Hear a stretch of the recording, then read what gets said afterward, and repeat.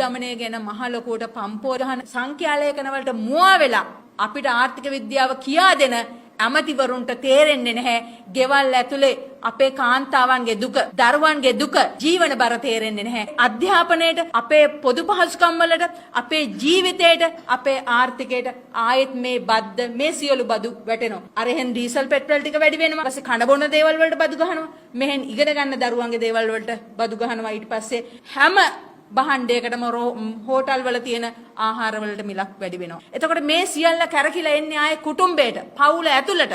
හැබැයි පවුල ඇතුලේ ප්‍රශ්න තියෙන්නේ සතියකින්වත් රුපියලකින්වත් මිනිස්සුන්ගේ ආදායම් වැඩි වෙලා නැහැ. මේ අයවැයට ඡන්දෙ දුන්න മന്ത്രിවරු අද දැන් පිනුම් ගහන්න පටන් අරන් තියෙනවා. ගෙම්බෝ වගේ පයින්ඩ පටන් අරන් තියෙනවා අනිත් පැත්තට. ඒ නිසා ආණ්ඩුවට අපි අනතුරු අඟවන්න සූදානම්. මේ අවුරුද්දට පෙර එකතු කරගත් නොගත්ත බදු බිලියන රුපියල් 900 ඉක්මවලා තියෙනවා. ඒවා එකතු කරගන්න නැතුව තමයි ඇත්තටම අපිට සාමාන්‍ය ජනතාවට නැවතත් මෙන්න මේ වැක් බද්ද හා අනිකුත් බදු ටික එකතු වෙලා තියෙන. ඉතින් අපි තේරුම් ගන්න ඕනේ මේ බාර්බුදයට තුඩු දුන් හේතුන් මොකක්ද කියලා. ඒ කියන්නේ දූෂණය, හොරකම, වංචාව හා මිස්මැනේජ්මන්ට්. ඒ කියන්නේ තමන් ගත්ත තකතිරු තීරණ නිසා තමයි අද දවසේ මේ ආණ්ඩුව ගත්ත තීරණ නිසා තමයි අද දවසේ අපි මෙහෙම ජීවත් වෙන්නේ.